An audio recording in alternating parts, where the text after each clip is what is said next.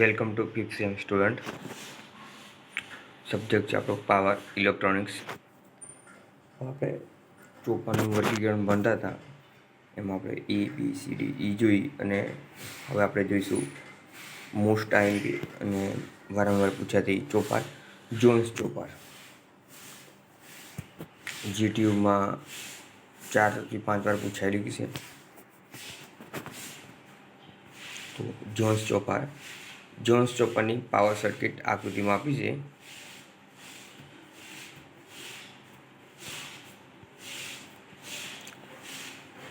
જોમાં જે SCR હોય છે, કેટલા SCR હોય? 1, 2 ને 2 SCR અને 2 ડાયોડ T1 અને T2 SCR છે. આ T1 અને T2 SCR આપણે સીજ ઉપયોગ કરીએ છીએ ઓન ઓફ માટે. જ્યારે 2 ડાયોડ D1 અને D2 એક સિરીઝમાં થાય, એક પેરેલલમાં બંને ડાયોડ આપણે યુઝ કરેલો છે. ડીસી સોર્સ તરીકે આપણે વોલ્ટેજ છે, આઉટપુટ વોલ્ટેજ છે, રજિસ્ટર છે અને ઇન્ડક્ટર. આપણે ઇન્ડક્ટર અને રજિસ્ટર બે કેટલા છે? સિરીઝમાં જોડેલા છે.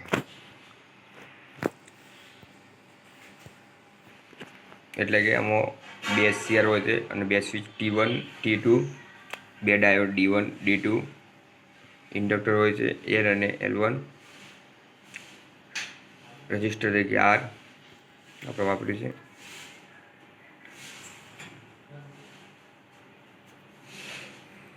એનું હવે આપણે વર્કિંગ જોઈશું. આપણે ફિગર જોઈ તો તમને કણા જેવી લાગવામાં આવી? તો તમે જોયું હશે કે ભાઈ ક્લાસ D પ્રકારની જે આપણે કોમ્યુનિકેશનનો ઉપયોગ કર્યો એનો ઉપયોગ કર્યો છે અને એના જેવી જ લાગે છે. ખાલી થોડા ચેન્જીસ છે. એટલે આખું સર્કિટમાં શું છે? ડી કોમ્યુનિકેશન ઉપયોગ કરવામાં આવે છે. હવે SCR1 T1 એ મેન SCR છે. જે આ SCR1 છે, જે આ ઉપર પેલું SCR જે છે SCR T1 એ મેન SCR. પેલામાં બી બેન SCR આવતું હતું ને પેલું સ્ક્વેર રાખતા હતા આપણે. તો આમાં પણ એ જ રીતે છે. SCR T1 એ મેન SCR છે, જ્યારે SCR2 એ કેપેસિટર, C ડાયોડ D1 અને ઓટો ટ્રાન્સફોર્મર T એ SCR T1 માટેની કોમ્બિનેટિંગ સર્કિટ છે. હવે ઇન્ડક્ટર આપણે બે આલે છે, L1 અને L2. જો બે છેડા છે L1 અને L2 છે ને, તો એ કેવું છે? ક્લોઝલી કપલ્સ છે. એટલે કે બંધ ચાલુ બંધ થાય એટલે ક્લોઝલી બંધ કરવા માટેનું કપલ્સ છે.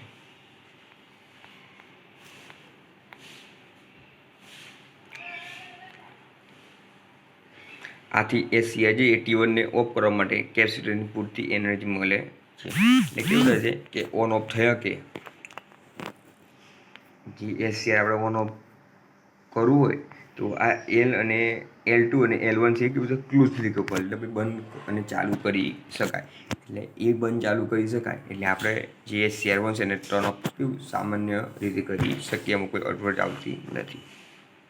હવે SCR T1 વારાફરતી ઓન ઓફ થવાથી મોટર મહત્તમ અને શૂન્ય સ્પીડ વચ્ચેની કોઈ સ્પીડથી ફરશે. એટલે SCR કેવું વારાફરતી ઓન ઓફ થાય, SCR અને T1 કેવું છે? વારાફરતી ઓન ઓફ થવાથી શું થાય? મોટર મહત્તમ અને શૂન્ય સ્પીડની વચ્ચે કોઈ સ્પીડથી ફરશે. તો સ્વૈચ્છિક જ વાત છે કે શૂન્યથી ઉપર હોય અને મેક્સિમમ સ્પીડની વચ્ચે કોઈ પણ એક સ્પીડે ફરે.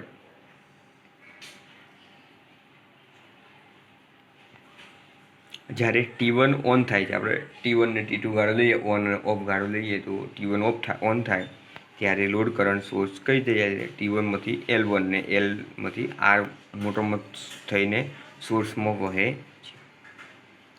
જ્યારે SCR T1 ઓફ થાય છે, જો T ઓન થાય ત્યારે શું થાય છે? જો T1 L1 L અને R આ T ઓન થઈ જાય, આ સ્વિચ ઓન થઈ ગઈ તો શું થાય છે? આ Tમાં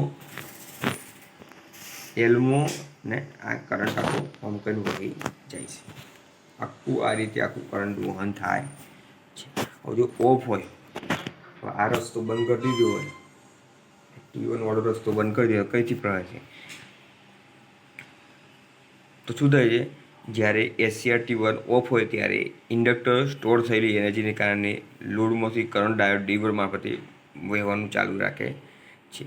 જો આ બંધ હોય તો શું હોય છે, આ ઇન્ડક્ટર છે ને, જે ઇન્ડક્ટર એમાં પેલું ઓન હતું ત્યારે એની એનર્જી તો સ્ટોર હોય. આપણે આટલા દિવસથી એ જ સમજાય કે ઓન હોય તો એ વખતે કેવું થાય, એનર્જી વપરાતી ના એ એનર્જી ઇન્ડક્ટરમાં સ્ટોર થાય, અને જ્યારે ઓફ થઈ જાય તો એ એનર્જી સ્ટોર થયેલી એનર્જી કેવું સર્કિટમાં કામ લાગે છે.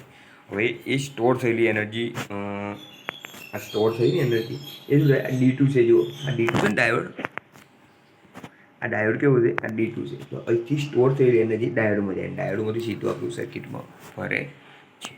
આ થઈ ટર્ન ઓફ અને ટર્ન ઓનની વાત કરી. એટલે તમને ખબર પડી ગઈ કે જ્યારે T1 ઓન હોય ત્યારે લોડ કરંટ સોર્સ કરી દઉં, T1માંથી L1, L1માંથી Lમાં અને Lમાંથી Rમાં થઈ સોર્સમાં હોય એટલે લોડમાં થાય.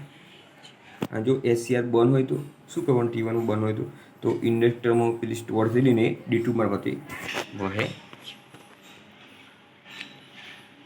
હવે આપણે એક વસ્તુ ધારીએ કે કેપેસિટર C શરૂઆતમાં સોર્સ વોલ્ટેજ EDC જેટલું વોલ્ટેજ ચાર્જ થાય છે. કેટલું થાય છે, EDC જેટલો ચાર્જ થાય, અને ઉપરની પ્લેટ પોઝિટિવ છે. જ્યારે SCR T1ને ઓન કરવામાં આવે છે ત્યારે કરંટ કયું થાય, T1 પછી L2 D1 B એ રસ્તાથી ચાલુ રાખે છે, અને પ્લેટ બી કેવી જાય, પોઝિટિવ જાય. જે આ પ્લેટ બી છે એ કેવી જાય, પોઝિટિવ થાય.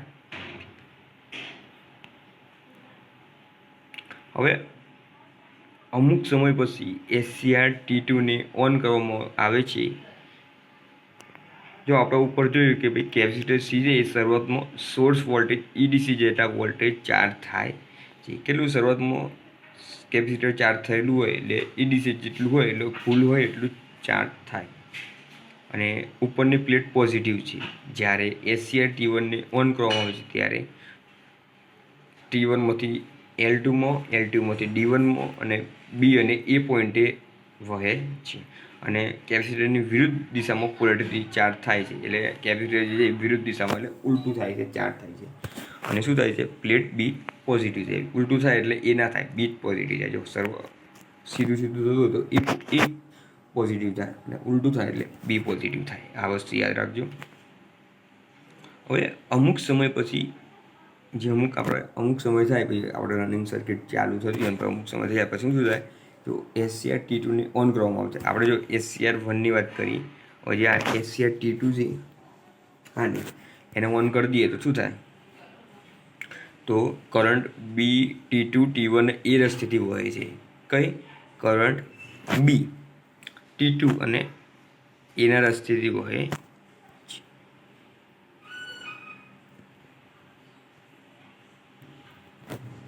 આથી કેપેસિટર ડિસ્ચાર્જ થઈ જાય. કેવું કે આમ ઉલટા વહે એટલે કેપેસિટર કેવું થઈ જાય, કેપેસિટર રસ્તો આવતો નથી, એટલે કેપેસિટર છે એ કેવું છે, ડિસ્ચાર્જ થઈ જાય છે. અને SCR T1ને રિવર્સ બાયસ કરે. કેપેસિટર ડિસ્ચાર્જ થઈ જાય એટલે SCR જે છે એનું કેવું રિવર્સ એટલે ઉલટું બાયસ કરે, ઉલટું પ્રભાવ પીવાનું ચાલુ કરી દે. તેથી SCR T1 છે જે શું થઈ જાય, ઓફ થાય. ઉલટું થાય એટલે આખું સ્વિચ કેવી થાય, પડી જાય, એટલે કેવું થઈ જાય, ઓફ થઈ જાય. અને જે કેપેસિટરની પ્લેટ એ પોઝિટિવ બને છે એ જ રીતે ચાર્જ થાય છે, એટલે પડી જાય એટલે પાછું એ કેવું થાય, પોઝિટિવ બની જાય. હવે SCR T ઓફ થઈ જાય છે કારણ કે જ્યારે કેપેસિટર ડિસ્ચાર્જ થાય છે ત્યારે એનો કરંટ હોલ્ડિંગ કરંટથી પણ ઓછો થાય. ઉપરમાં તમને સમજાયેલું કે હોલ્ડિંગ કરંટ વિશે, કે હોલ્ડિંગ કરંટ જે આપણે શું હોય છે, આપણે કરંટ લિમિટ કરંટ હોય છે એના કરતાં હોલ્ડિંગ કરંટ જો ઓછો થઈ જાય તો શું થાય છે, કેપેસિટર કેવું થઈ જાય, ડિસ્ચાર્જ થઈ જાય. કેપેસિટર કેવું ઓટોમેટિક કેવું થઈ જાય, ડિસ્ચાર્જ. કરંટ પતી જાય તો કેપેસિટર કેવું થઈ જાય, ડિસ્ચાર્જ થઈ જાય. તમને કોન્સેપ્ટ ક્લિયર જ હશે કે હોલ્ડિંગ કરંટનો કરંટ જે છે એ મેન કરંટના કરંટ કરતાં ઓછો થઈ જાય, એટલે લિમિટથી ઓછો થઈ જાય એટલે કેવું થાય, કેપેસિટર કેવું થાય, ઓટોમેટિક ડિસ્ચાર્જ થાય. કેમ ઓટોમેટિક ચાર્જિંગ થતું નહીં, કેમ કે કરંટ હોય જ ના તો ચાર્જિંગ કેમ થાય. બેટરીમાં આપણે ચાર્જ કર્યું હોય, આપણે લાઇટ જ ના હોય તો ચાર્જિંગ થાય. એ જ રીતે આમાં એવું હોય છે કે જો કરંટ હોય જ ના એટલે હોલ્ડિંગ કરંટથી ઓછો થઈ જાય તો કેવું થાય, કેપેસિટર ડિસ્ચાર્જ થઈ જાય. હવે અમુક સમય પછી આપણે વાત કરીએ કે અમુક સમય પછી SCR Tને ઓન કરવામાં આવે છે. કરંટ બી થી T2 T1 એ રસ્તેથી વહે છે. જો Tને ઓન કરવામાં આવે અને T1ને ઓફ કરી દેવામાં આવે તો રસ્તો કયો છે? બીથી T2 ને T2થી T1 ને એ રસ્તેથી વહે. આથી કેપેસિટર કેવું થઈ જાય? ડિસ્ચાર્જ થઈ જાય. અને SCR1 પણ કેવું રિવર્સ બાયસ, કેમ કે SCR1 તો ચાલુ નથી, આપણે T2 ચાલુ T2 ચાલુ કર્યું, SCR T2 ચાલુ કર્યું છે એટલે રિવર્સ બાયસ થાય અને કેપેસિટર જે એ છે એ પોઝિટિવ બને. અને પાછું કેવું થાય? SCR ઓફ થઈ જાય છે. પાછું જો SCR ઓફ કરી દઈએ તો શું થઈ જાય? કેપેસિટરની વિરુદ્ધ પોલારિટી ચાર્જ થાય એટલે કે P પોઝિટિવ થઈ જાય છે.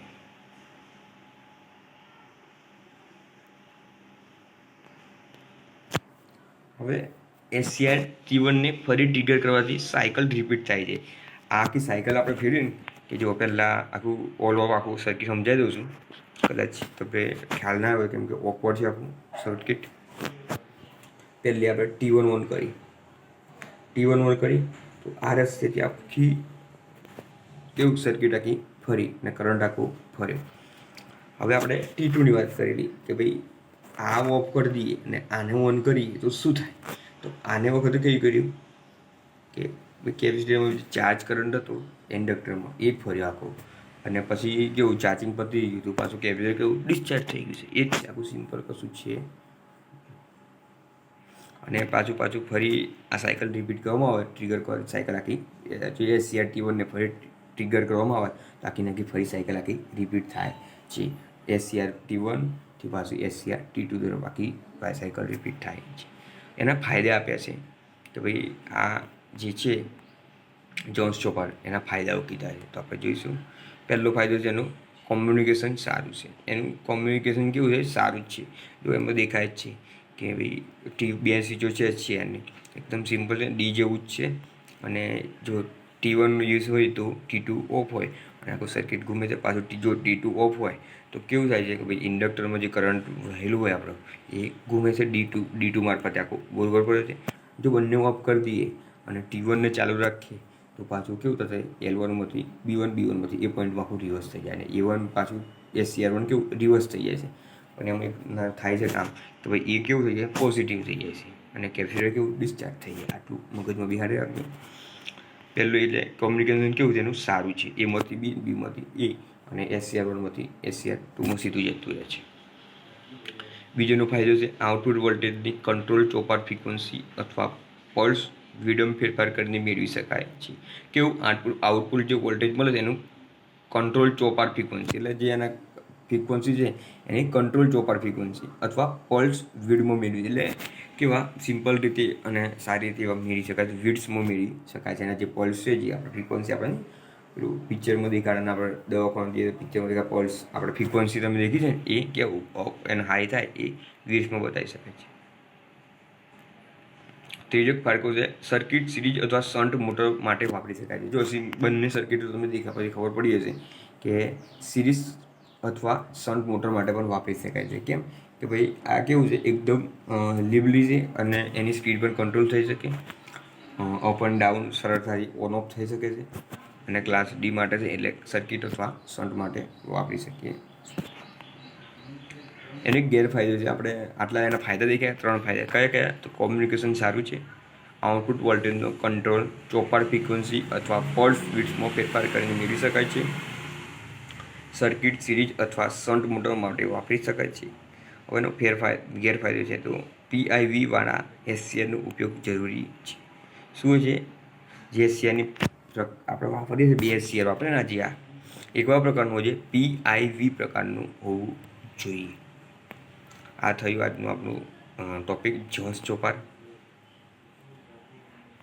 હવે આપણે ઓના પછી નેક્સ્ટ છે મોર્ગન ચોપાર. એ આપણે નેક્સ્ટ લેક્ચરમાં જોઈશું. એ પણ ખૂબ IMP છે. આજે આપણે આ જે જોન્સ ચોપાર જોઈએ એ પણ ખૂબ IMP હતી. એકદમ સિમ્પલ છે. ક્લાસ ડી જેવી સર્કિટ છે. T1 T2 બતાવી દેવાના, D1 D2 બે ડાયર બતાવવાના, ઇન્ડક્ટર બતાવી દેવાના, બે L1 L2, એક છેડો L1 એક બીજો છેડો L2 બતાવી દેવાનો. જો સોર્સ પહેલાં T1ની વાત કરી દેવાની, પાછી T1 ઓફ કરી દેવાના, T2ની વાત કરી દેવાની, એ પાછું બંધ કરી દેવાના. એટલે છેડા કમ્બાઈન કરી અને આપણે જે રીતે ઓન ઓફ કરીને જે ગણીએ એ જ રીતે આખું સમજાવી દેવાનું. અને જે આપણે આઉટપુટ વોલ્ટેજનું પર્થ છે એ કેવું, જો T1 હોય તો T1માંથી જે આગલા પોઈન્ટ આવતા એ બધા સિમ્પલ છે. કોઈ સિમ્પલ તમારે કોઈ યાદ રાખવાનું કે આ પીના કોન્સેપ્ટમાં સર્કિટ ડાયાગ્રામ તમને ખબર પડવી જોઈએ, અને સર્કિટ ડાયાગ્રામ કઈથી કઈ હોય છે એ ગમ પડવું જોઈએ. જો આમાં હું સર્કિટ ડાયાગ્રામ ફરી સમજાવું તમને, કદાચ ના ખબર પડે તો આ કેવું, આ T1 છે એ ઓન એટલે આખું સીધું થઈ જાય, એમાંથી કોઈ કઈ જાય કરંટ અહીં જ જાય, અહીંથી પાછું અહીં જાય, અહીંથી પાછું આખું ઘૂમે, તમને સ્વિચ ખબર છે. અને જો આ બંધ થઈ જાય એટલે પાછું કઈ થઈ જાય, બે રસ્તો બંધ થઈ ગયો આખું, આપણે અહીંથી જ હેડવાનું છે. જો આ એ બી પોઈન્ટ છે ને, જે એ અને બી નહીં, તો અહીંથી જ જાય ને, કોઈ બી કરંટ જાય કઈ જાય, અહીંથી જાય એટલે પાછું કઈ જાય, અહીંથી આખો રસ્તો બંધ કરી દીધો આપણે. T2 ઓફ કર્યો, ઓફ સિચ્યુએશન હોય તારની વાત છે, અહીંથી બંધ થઈ ગયું એટલે કઈ દીધું ઇન્ડક્ટરમાં ઓન દરમિયાન ઇન્ડક્ટરમાં જે કરંટ જમા થઈ ગયો હોય, બેટરી જેવું ચાર્જિંગ થઈ ગયું હોય, તો અહીંથી પ્રવાહ વહેવાનું ચાલુ કરે છે. કઈથી? અહીંથી જાય D2માં, D2માંથી આખું સર્કિટમાં વહે.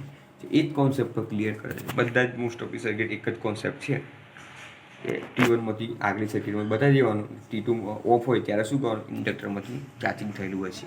બધામાં એક જ કોમન હોય. Thank you.